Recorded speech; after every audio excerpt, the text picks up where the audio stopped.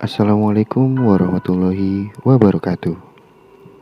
Selamat malam para mistikers. Selamat datang di area mistis. Kali ini saya akan membawakan sebuah cerita yang berjudul Dia Bukan Ibu.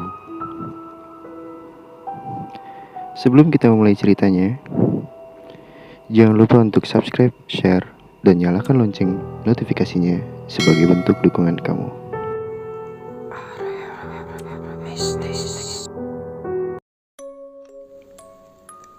Panggil aja aku Vira. Aku bingung mulai cerita dari mana. Keluargaku lagi kacau banget sekarang. Maaf ya kalau ceritanya lompat-lompat. Baru tadi tengah malam ketika orang-orang rumah lagi tidur, ibu tiba-tiba masuk ke kamar masku dan memukul-mukul mas dengan sapu batang kayu sampai mas teriak-teriak kesakitan. Satu rumah bangun mendengar suara teriakan mas. Ketika kami keluar, ibu tiba-tiba lari ke halaman belakang. Tingkahnya seperti, maaf, kayak monyet. Dia melompat-lompat sampai memanjat-manjat pagar belakang. Kami mengejar, tapi sampai di halaman belakang gak ada yang berani mendekat. Ibu menatap kami satu persatu. Matanya melotot tajam. Serem banget. Tiba-tiba dia berteriak dengan suara serak. "Sopo sing gelem melu aku mati?" Yang berarti, siapa yang mau ikut aku mati? Melihat kami ketakutan dan gak ada yang berani mendekat, ibu tertawa memaki keras. Beruntung pamanku yang tinggal di sebelah rumah datang dan langsung memeluk ibu, menahan tubuhnya sembari membaca ayat-ayat doa. Ibu terus tertawa sambil mengoceh dalam bahasa Jawa yang intinya mengancam pamanku juga bakal mati. Ibu bahkan mengumbar aib-aib pamanku yang menurutnya itu tak pernah diceritakan ke ibu. Tak lama badan ibu melemas dan kami langsung membawanya ke kamar. Paman mengikat kaki dan tangan ibu. "Supaya gak kejadian lagi kayak tadi, kalian bisa mati beneran," kata paman. Semua bermula dari semenjak perceraian ibu dengan bapak. Ibu menjadi lebih berambisi. Dari cara berpakaiannya pun berbeda. Bahkan sekarang ibu selalu bersolek, ya make up gitu, setiap hari. Yang padahal sebelumnya jarang dilakukan olehnya. Ibu membuka salon di sisi rumah. Hal-hal aneh bermunculan semenjak ibu pergi ke yang katanya orang pintar. Dapat kenalannya sih katanya dari teman lamanya. Dari situ hal-hal tak lazim dilakukan ibu. Dia mandi kembang, menabur sesaji ke sekitaran rumah, sampai benda-benda klening dibungkus kain kafan lalu dikuburkan di halaman. "Ini penarik, biar mendatangkan rezeki," kata ibu. Tak sampai di situ, hampir seminggu sekali ibu pergi ke tempat orang yang lebih cocok disebut dukun dibanding orang pintar. Setiap pulang, di sepanjang lengan dan kakinya selalu dipenuhi dengan huruf-huruf rajah yang ditulis dari cairan mirip minyak merah.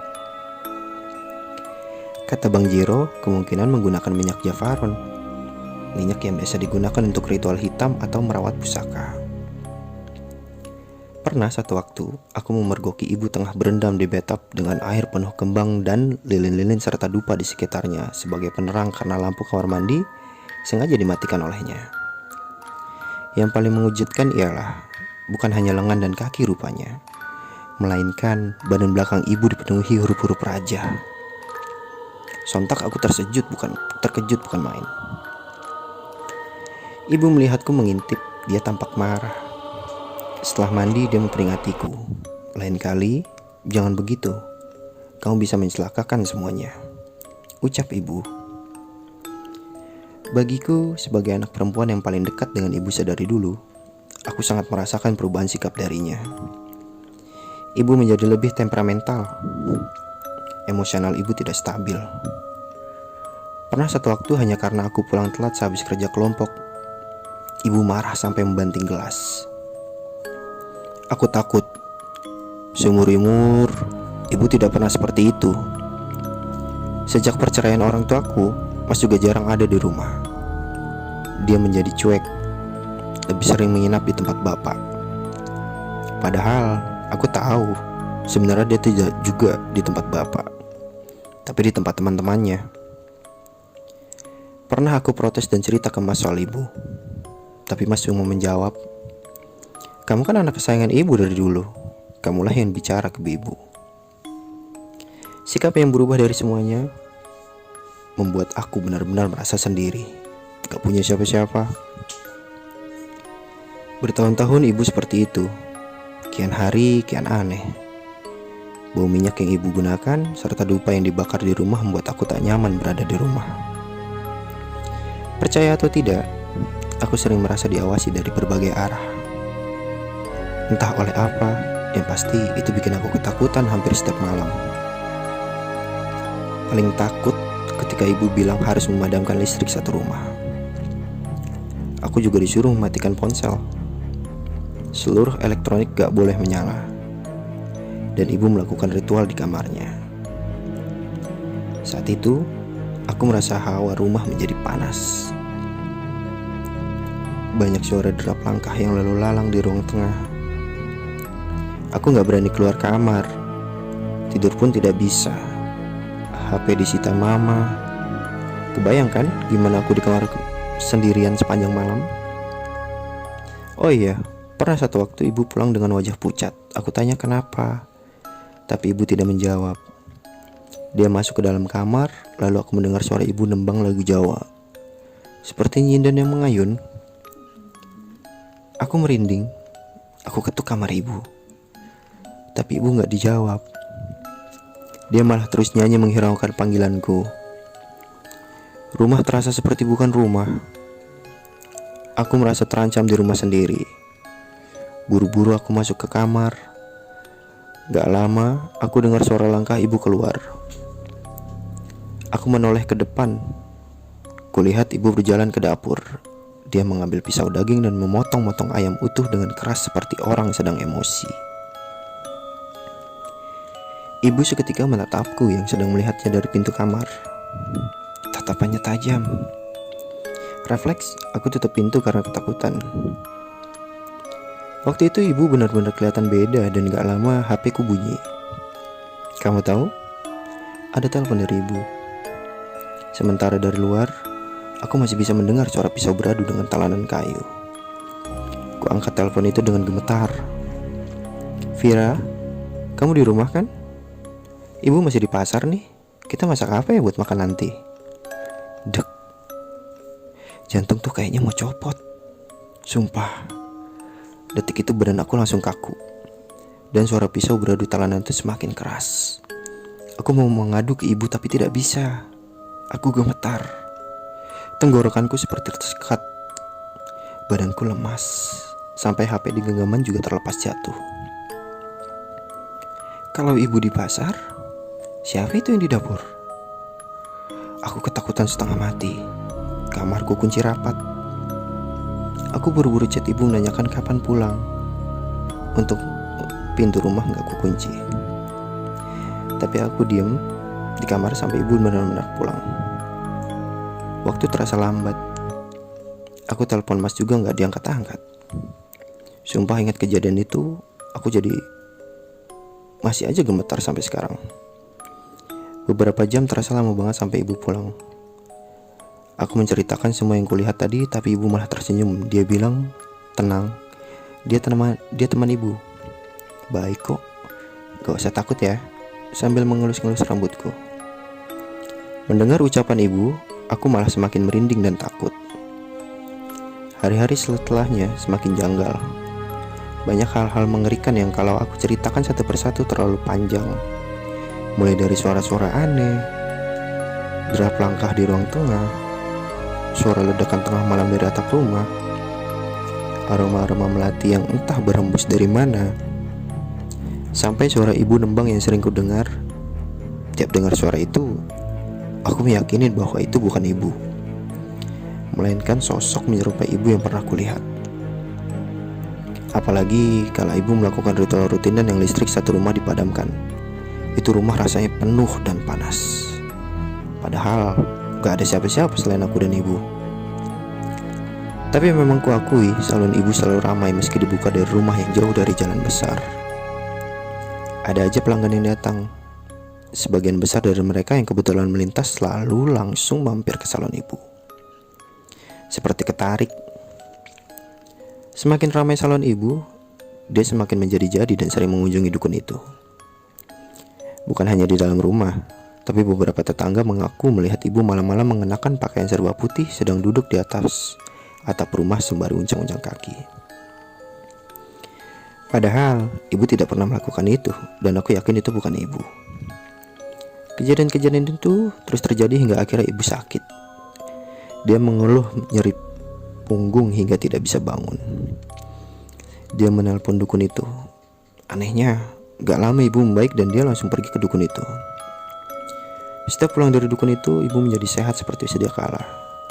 Tapi beberapa minggu kemudian kumat lagi. Dan begitu seterusnya. Capek banget, ibu jadi sering marah-marah. Kalau dengar suara azan aja dia teriak, berisik.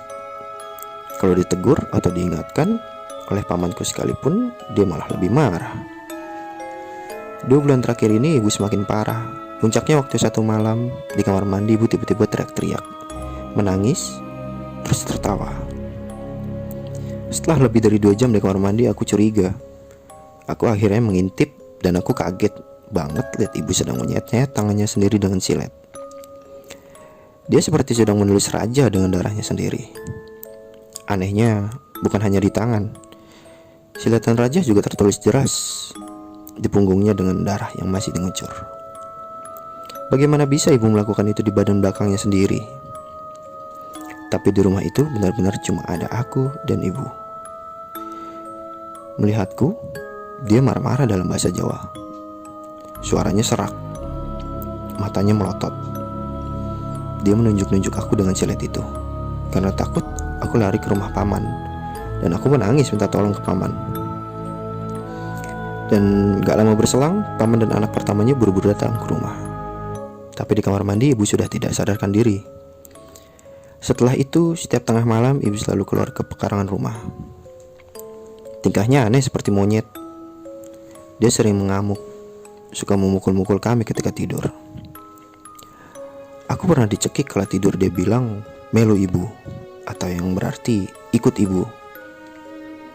Lalu Mas nyaris tertusuk ketika ibu masuk ke kamarnya sambil mengacungkan pisau. Namun ketika sedang tenang, kami tanya, ibu menjawab tidak ingat dengan apa yang dia lakukan. Lalu setiap siang ibu sering sholat, tapi menghadap ke arah matahari. Cara sholatnya pun aneh. Duduk tahiyat akhir dirubah seperti posisi meditasi. Aku pernah tanya ke ibu ngapain?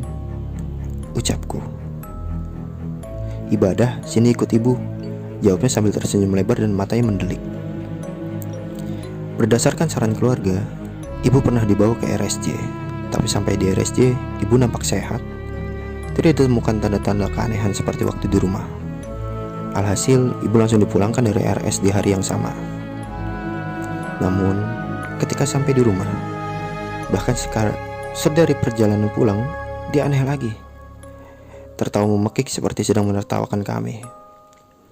Pernah ketika makan, ibu minta air panas. Aku kira buat kompres, karena memang badan ibu penuh luka-luka lebam seperti biru-biru gitu setiap bangun tidur. Aku berikan 1 gelas besar air mendidih yang asapnya masih mengepul. Tapi tiba-tiba ibu minum air itu panas-panas dalam 1 tenggak sampai habis. Dan kemudian ibu tertawa keras memekik. Ibu juga sudah dibawa ke beberapa orang pintar dari di Jawa Barat sampai yang di Jawa Timur. Terakhir, orang pintar yang kami datangi dari ujung timur Pulau Jawa bilang, dia sudah bukan ibumu. Ikat terus, jangan sampai lepas. Bahaya. Segera cari pertolongan, saya gak sanggup. Saya masih punya keluarga, ucapnya.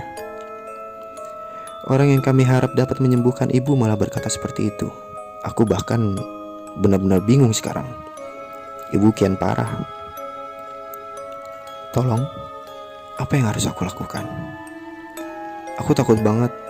Bahkan suara ibu nembang dan langkah kaki di ruang tengah masih sering terdengar setiap malam. Sejujurnya, belakangan ini semakin aku tolak firasatku, juga semakin yakin kalau orang yang ada di rumahku sekarang sudah bukan lagi ibu.